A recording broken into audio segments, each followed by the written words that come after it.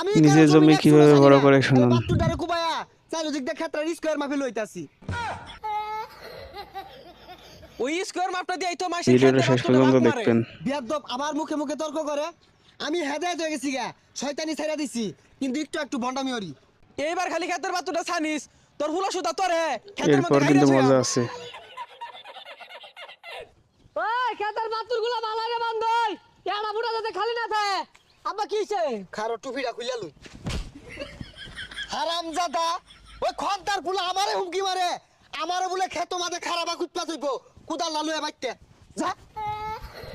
হারামজাদা, খন্তার ফুলা ভিডিওটা ভালো লাগলে একটা লাইক দিবেন, আই যা গাটা খুঁজতে নই মারি দে মাই তোর যে কেন্দা।